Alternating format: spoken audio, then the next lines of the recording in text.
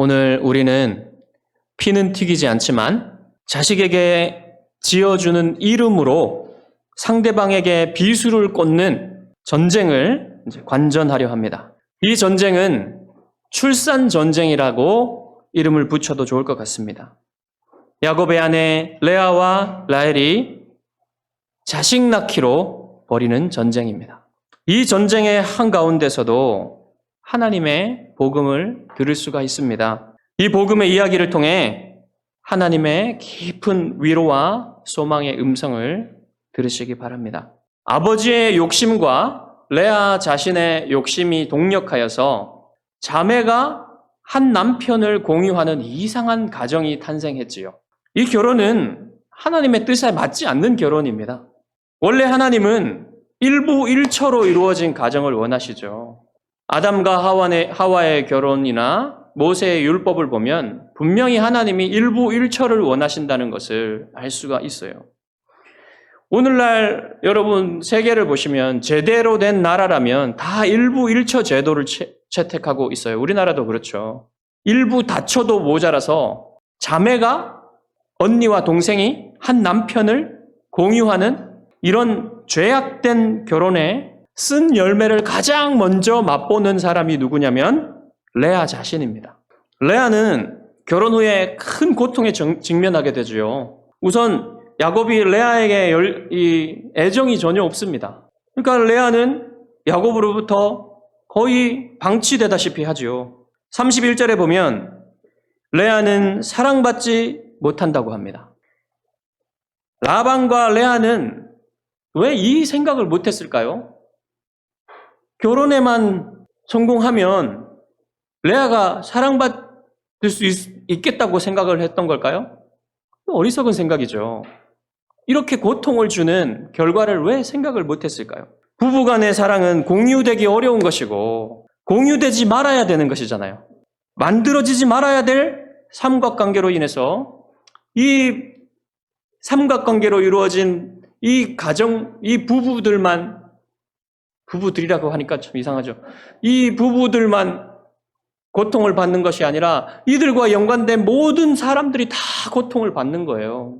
당시의 문화에서 레아가 남편의 사랑을 받지 못하는 것은 단지 그냥 감정적인 충족을 받지 못하는 문제뿐만이 아니라 사회적인 문제로 이어져요. 레아 같은 상황이면요. 남편에게 무시당하고 남편에게 사랑을 받지 못하는 것뿐만 아니라 위험에 처하게 돼요. 지위가. 언제든지 내쫓김을 당하고 이혼을 당할 수 있는 그런 가능성이 언제라도 있는 겁니다. 그러면 하나님은 레아를 어떻게 대하실까요? 아버지와 공모하여 매우 질 나쁜 죄악을 저질렀잖아요. 레아가. 그러면 하나님이 레아를 사랑하실 수 있을까요? 사랑받을 만한 어떤 부분이 안 보여요. 하지만 하나님은 이렇게 사랑받지 못하는 레아를 버리지 아니하세요. 여러분, 레아를 불쌍히 여기시는 하나님의 사랑이요. 우리에게도 복음입니다. 기쁜 소식이에요. 하나님이 레아가 사랑받을 만해서 사랑하신 게 아니잖아요. 외모에서나 행동에서나 사랑받을 만한 게 없어요, 지금. 하지만 하나님은 사랑받지 못하며 고통 속에 있는 사람들을 버리지 아니하시고 사랑하시고 긍휼하게 여기신다는 말씀이에요. 여러분, 이 복음은 모든 사람들이 다 들어야 될 소식입니다. 지금도 여러분 얼마나 사랑받지 못해서 고통받고 있는 사람들이 얼마나 많습니까? 자기가 사랑받지 못한다고 생각해서 고통받고 있는 사람들이 얼마나 많습니까? 근데 성경은 하나님이 이런 사람들을 사랑하신다, 긍휼히 여기신다, 버리지 아니하신다고 말씀하시는 거예요. 이게 복음이죠. 그래서 하나님은 이 레아의 사랑받지 못함을 보시고 이 레아의 태를 먼저 열어주시는 것이죠. 우리의 생각을 뛰어넘는 거예요, 이게. 우리의 예상을 뛰어넘는 거죠. 우리는 사랑받을 만한 뭔가가 있어야만, 그리고 사랑받을 만한 뭔가 행동을 해야만 우리의 마음이 사랑하려고 하지 않습니까? 그렇지 않은 사람 보면 그냥 제껴 놓는 거잖아요. 그렇지만 하나님 그렇게 하시지 않는다는 거예요. 하나님은 이제 레아에게 야곱의 첫 아들을 주시는데요.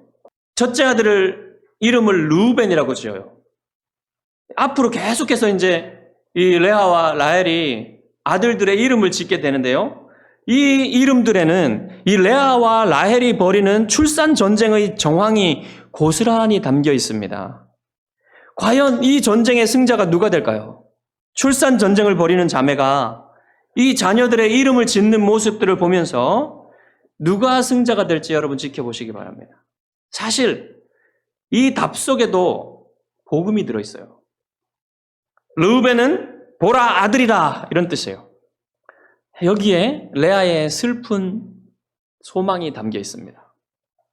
첫 아들을 낳고 이제는 내가 첫 아들을 낳았으니까 남편이 나에게 관심을 가져주겠지 이런 소망이 담긴 거예요. 여기에 여호와께서 내 고통을 보셨다. 이제는 내 남편이 나를 사랑해 줄 거야 이렇게 말한 겁니다. 하지만 동시에 여러분 어떻습니까?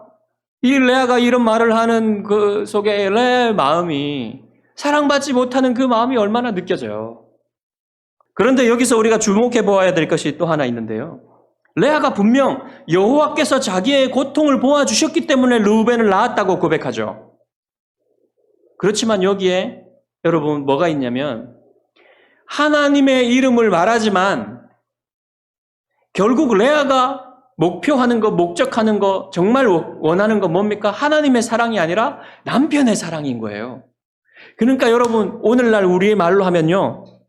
레아의 마음속에는요. 하나님이 아니라 남편의 사랑이 우상이 되어 있어요. 그렇잖아요.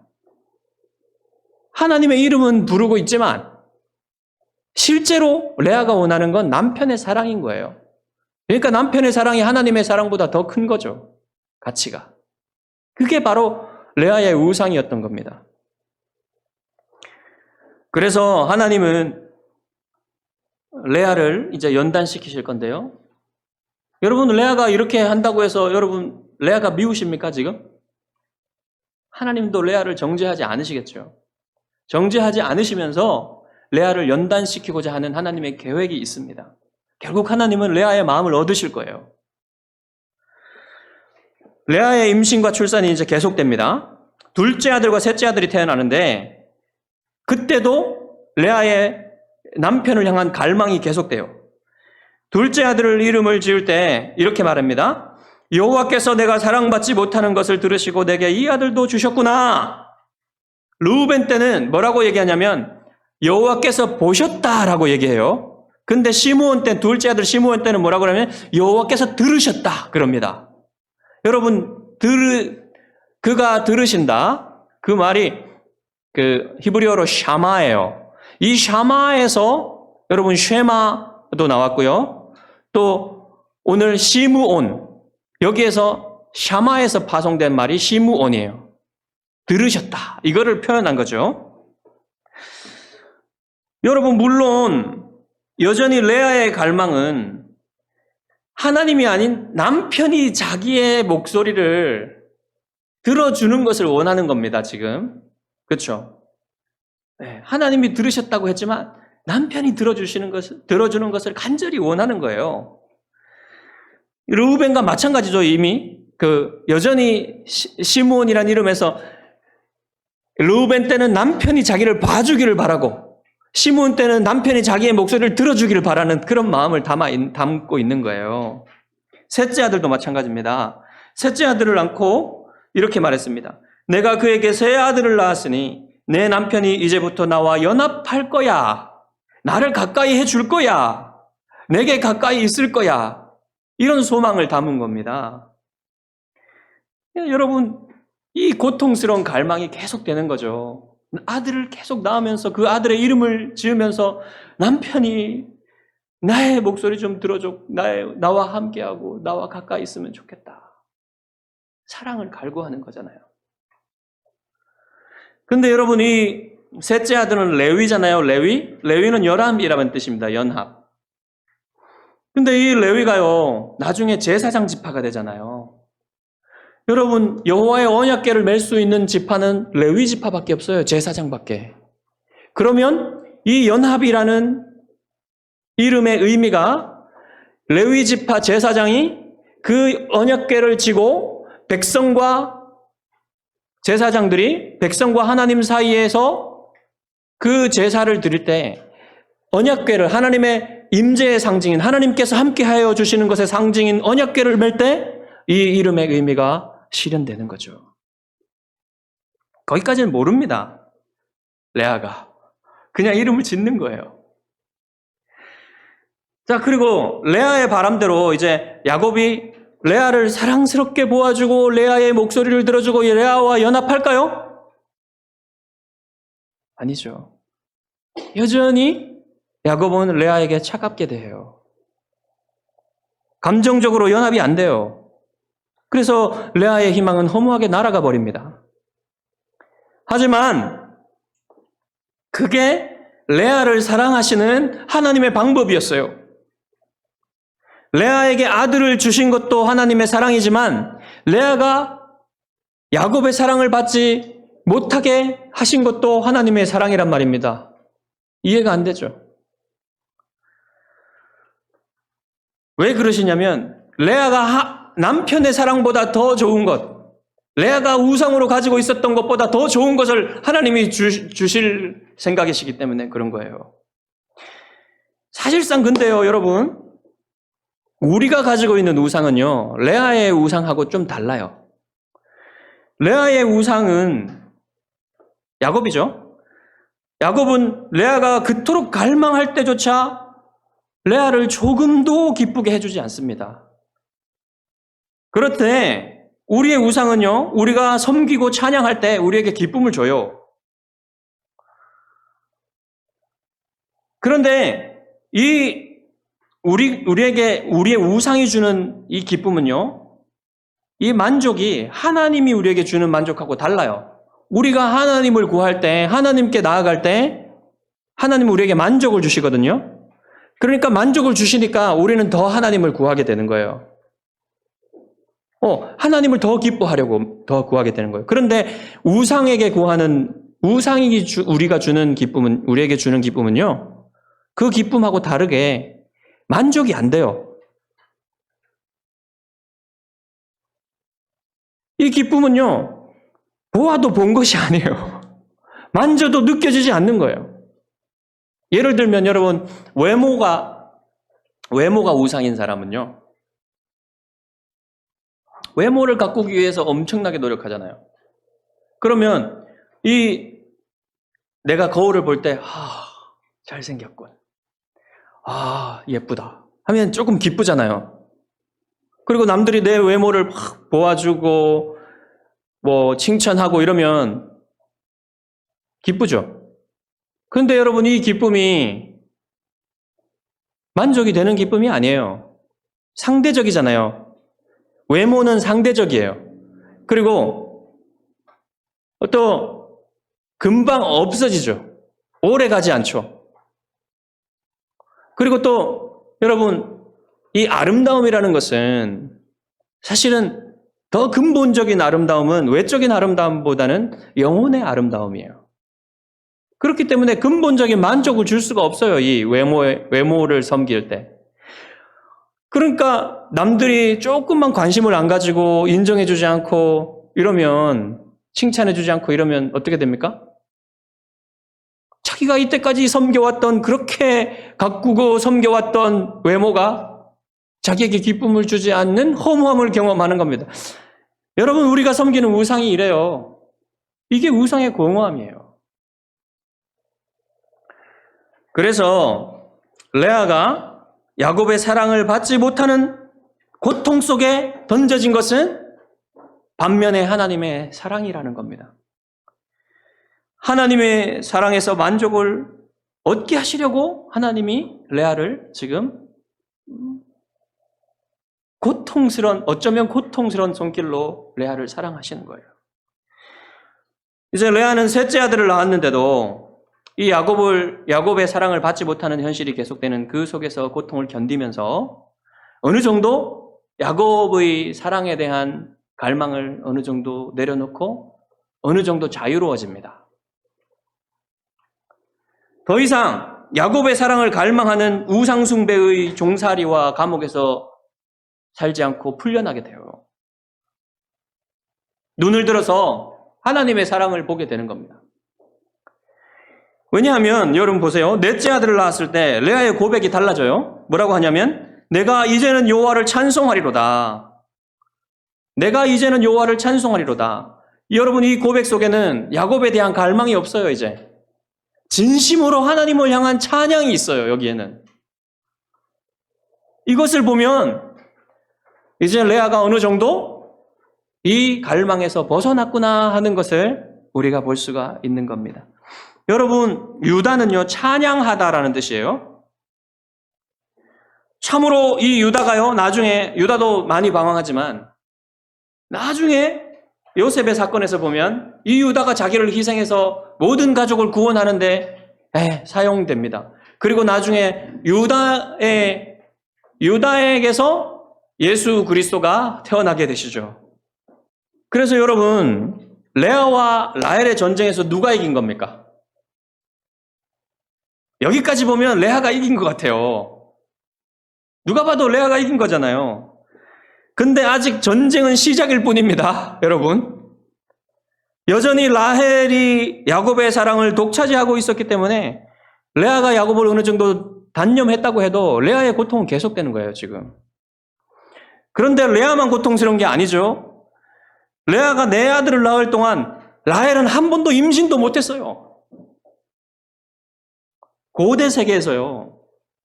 이 여자가 자식을 못 갖는 것은요. 단지 그냥 자식을 못 갖는 그런 그 감정적인 선에서 끝나는 게 아니에요. 사회적인 인정을 받지 못합니다. 여자가 자식을 못 가지면.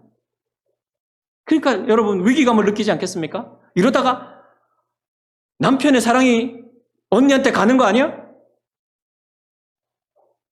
그러면서 이 사회적인 인정도 받지 못하는 이런 위기감, 이런 시기심, 이것을 견디지 못하는 거예요. 그래서 라헬이 수를 씁니다. 이때 여러분 앞으로 보면 알게 되겠지만 라헬이 이 야곱의 이 잠자리에 대한 통제권을 가지고 있어요. 이때까지는 레아가 그래도 라헬이 남편이 레아에게 남편의 의무를 다 하도록 허용해 줬어요. 근데 이런 상황이 계속되니까 라헬이 그걸 허용해 주지 않는 겁니다. 그래서 여러분 아마도 레아의 출산이 멈춘 것은 이런 이유가 있었던 것 같아요. 확실하진 않지만. 자, 라헬의 시기심은 거기서 멈추지를 않고 더 나아가서 이제 비정상적인, 비이성적인 요구를 하게 만들어요. 닥달하게 만들어요. 야곱을. 뭐라고 했냐면, 내게 자식을 낳게 하라. 그렇지 않으면 내가 죽겠노라. 이거 직역하면 뭐냐면요. 내게 아들들을 줘. 아니면 내가 죽어버리겠어. 이렇게 닥달하는 겁니다. 시기심에 이성을 잃어버린 거예요. 여러분, 야곱은 이제 어떻게 해야 됩니까? 그러면. 야곱은 여기서 영적인 지도력을, 가장으로서의 영적인 지도력을 전혀 행사하지 않아요. 서로 시기하여 싸우는 두 자매 사이에서 아무것도 하지 않습니다. 최소한 기도를 할 수는 있지 않아요? 사랑하는 아내의 태를 열어주시옵소서라고 기도는 할 수 있잖아요. 하지만 야곱은 이 말도 안 되는 요구를 하는 이 라헬도 이제 지쳐. 그래서 화를 냅니다.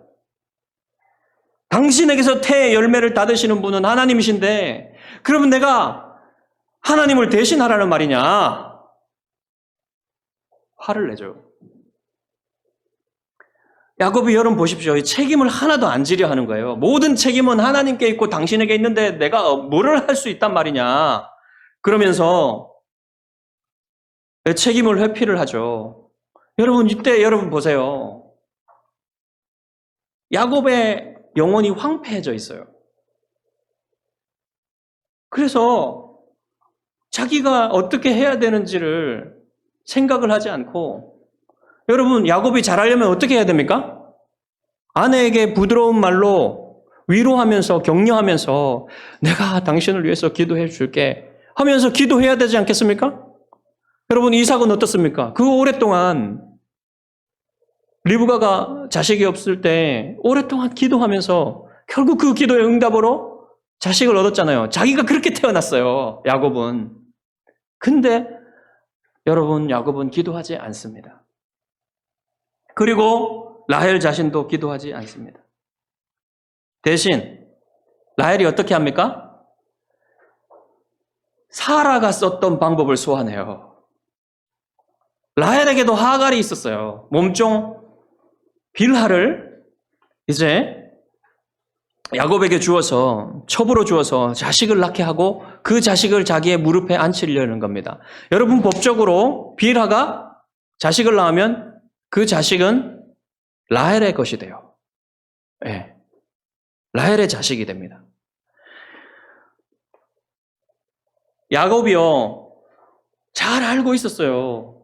아브라함에게 이 하갈과 이스마엘이 얼마나 그 가정에 어려움을 주고 고통을 주고 슬픔을 주었는지 잘 알고 있었습니다. 그럼에도 불구하고 야곱이 거부할 수 있는데도 불구하고 자기의 권한을 사용하지 않고 가장으로서 할 일을 하지 않아요. 그냥 받아들입니다, 그거를. 그러면 여러분, 예상이 되죠. 이 가정에 또한 고통이 올 것을 예상이 되죠. 여러분, 과거의 죄를 반복하는 일이 이 사람들만의 일이 아니에요. 대부분의 사람들은 어리석게도 과거의 죄를 반복합니다. 우리도 그렇지 않아요? 죽어버리겠다는 라헬의 협박에 야곱이 항복한 걸까요? 그냥 라헬의 뜻을 받아들여서 빌하를 첩으로 맞아들입니다. 그래서 2명의 아들이 또 태어나는데 야곱의 5째와 6째 아들입니다. 라헬은 2 아들에게 이름을 지어주는데 단과 납달리라는 이름을 지어줘요. 단은 그가 판결하셨다라는 뜻입니다. 이게 무슨 말이냐면 아들을 갖기 위해서 야곱에게 빌하를 첩으로 준 사실 있잖아요. 그것을 하나님이 인정하시고 그것을 갚아주셨다, 이런 뜻이에요. 판결을 내려주셨다, 이런 뜻이에요. 그러니까 하나님이 자기가 이렇게 한 행동을, 빌하를 첩으로 준 것을 옳다고 판결해 주셨다는 거예요, 이게. 그렇지만 여러분, 하나님이 이것을 옳다고 판결해 주신 겁니까? 그냥 라헬의 생각일 뿐이에요, 이거는. 라헬 혼자 그렇게 생각한 겁니다. 그리고 납달리는 나의 경쟁이란 뜻이에요. 나의 경쟁. 내가 언니와 싸워서 이겼다 주장하는 거예요. 그렇지만 하나님은 라헬이 한 이 행동을, 빌하의 태를 열어주신 건 맞지만 하나님이 라헬의 손을 들어주신 건 아니에요. 이것도 결코 그렇지 않습니다. 유다를 낳고 내 아들을 양육하며 어느 정도 이제 안정을 찾고 있었죠, 레아가. 그런데 이제 빌하를 통해서 라헬이 이렇게 하는 걸 보고는 레아의 마음이 다시금 격동됐어요. 다시금 야곱의 사랑을 얻고자 하는 마음이 격동됐습니다. 그래가지고 레아도 똑같은 방법으로 보복을 해요. 전쟁을 다시 겁니다. 그래서 실바를 첩으로 주는데, 여러분, 야곱이 다시 이것을 거부할 명분이 있을까요? 명분이 없잖아요. 빌하에게도 그렇게 했는데 이제 거부해야 되겠다, 이런 명분이 없어요. 그래서 그냥 받아들입니다. 여러분, 야곱을 보면 자식 낳기 전쟁의 도구로 사용되는 이런, 마치 그냥 씨를 주기 위한 도구로 전락해버린 거예요, 야곱이. 얼마나 처량합니까? 자, 그래서 2 아들이 태어나는데 갓과 아셀입니다. 갓은 복되다는 뜻이고 아셀은 행복 또는 기쁨이란 뜻이에요. 다 뭐냐면 라헬과의 전쟁에서 내가 이겼다 얼마나 깊은가 이것을 표현한 겁니다. 여러분, 레아도 물론 이게 하나님이 주신 승리라고 주장하지만 이것도 하나님이 인정하지 않는 거예요. 그냥 레아의 생각일 뿐입니다. 여러분, 가정이 막장으로 가죠. 막장으로. 얼마나 더 나빠질 수 있을까요? 이제 더 이상 나빠질 수 없을 만큼 나빠진 것 같아요. 이런 상황에서도 야곱은 아무것도 못하고 가장의 지도력을 행사하지 못하고 있는 모습입니다. 그런데 끝난 게 아니에요. 야곱의 가정은 다시 한번 깊은 수렁으로 더 빠져들어갑니다. 밀추슈 때가 됐어요. 어느 날 첫째 아들 르우벤이 들에 나가가지고 합판채라는 것을 가지고 옵니다. 그리고 어머니에게 드렸어요. 합판채는 히브리어로 사랑의 열매입니다. 고대 세계에서 이 합판채는 임신하지 못하는 여자에게 임신을 하게 만드는 능력이 있다고, 그런 힘이 있다고 속설로 알려져 있었어요. 물론 과학적인 근거는 하나도 없습니다. 그냥 미신적인 거예요. 근데 문제는요, 레아와 라헬이 이걸 믿고 있었다는 겁니다. 여기서 문제가 발생해요. 라헬은 레아가 합판채를 얻었다는 걸 들었어요. 그 곧바로 위기를 느낍니다. 아이고, 언니가 더 많은 자식을 낳을 수도 있겠네 하면서 곧바로 가가지고 합판채를 나눠달라고 요청을 해요. 좀 나눠줘. 레아가 들어줄 리가 있습니까? 내 남편을 네가 빼앗은 것도 모자라서 이제 내 아들의 합판채까지 달라고 하느냐, 그러면서 거부를 하죠. 이때 레아가 제안을 해요. 라헬이 제안을 해요. 언니에게. 언니의 아들의 합판채 대신에 오늘 밤에 내 남편이 언니와 동침하리라. 이 자매의 처지가 참 딱합니다, 여러분. 서로 내 남편이라고 주장하면서 하나는 남편의 사랑을 받지 못한 결핍, 하나는 자기의 자식이 없는 결핍이 있는 채로 그렇게 고통스러운 싸움을 하는 거잖아요. 근데 이제 라헬이 제안한 이 제안은 서로의 결핍을 상쇄할 수 있는 그런 제안이기 때문에 거부할 이유가 없죠. 그래서 레아는 그날 저녁에 야곱이 들어왔을 때 야곱에게 말합니다. 내가 당신을 샀노라.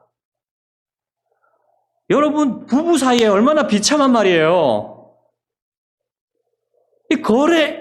이 가정에는요, 사랑의 관계보다는 거래 관계가 강해요.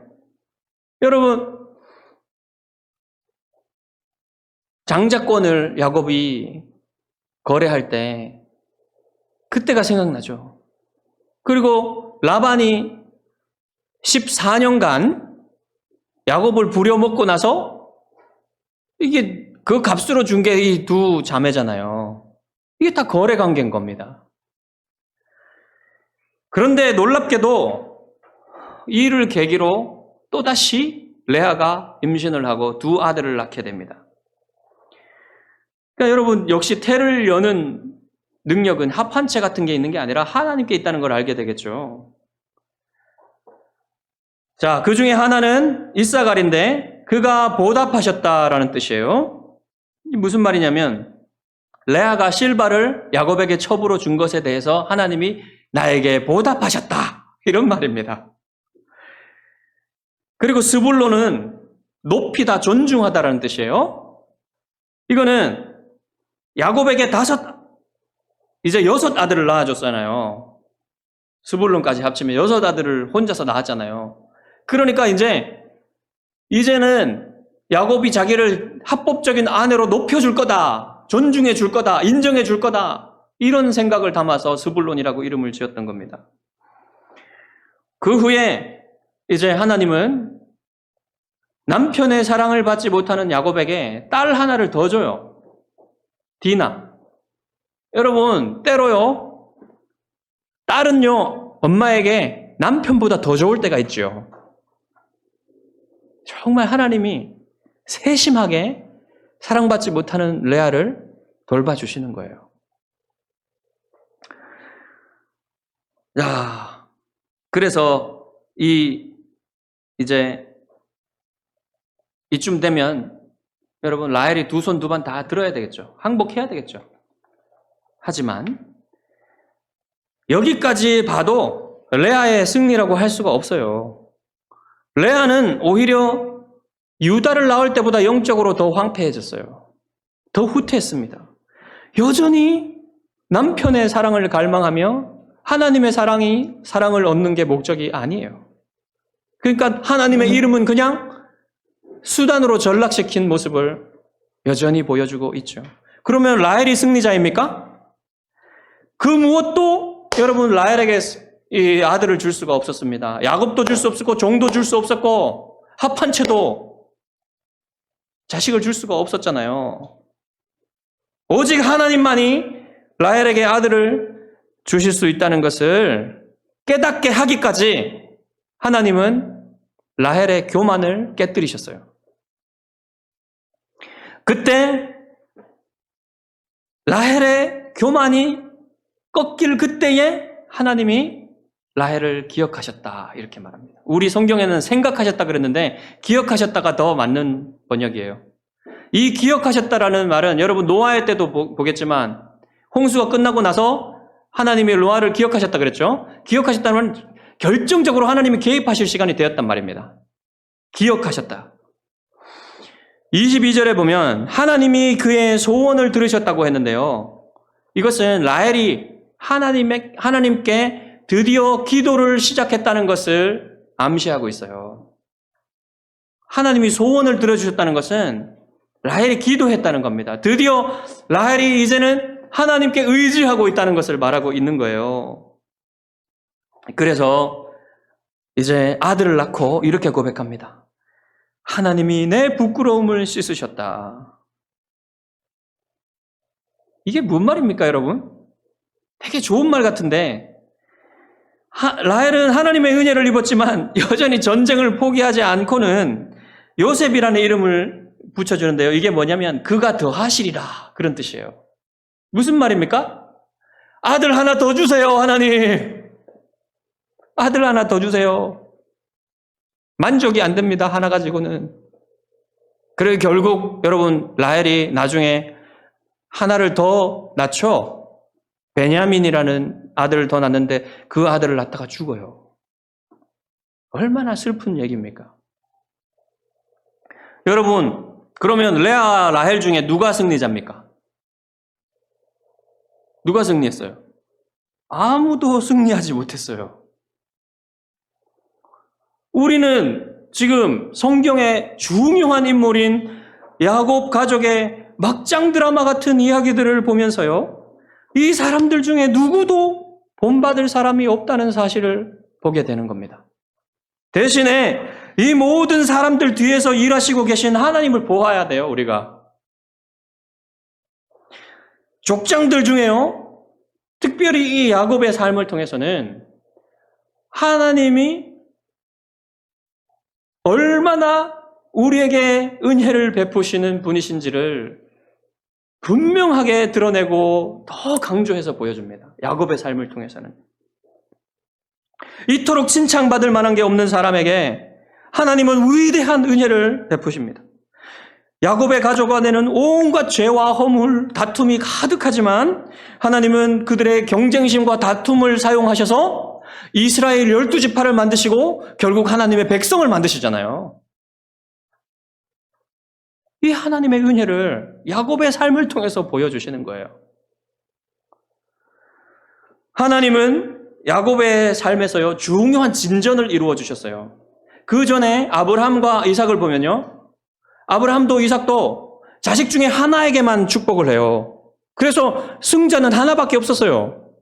이긴 자는 하나밖에 없었어요. 그렇지만 야곱은 어떻게 됩니까? 이 12아들 전부 축복을 하게 돼요.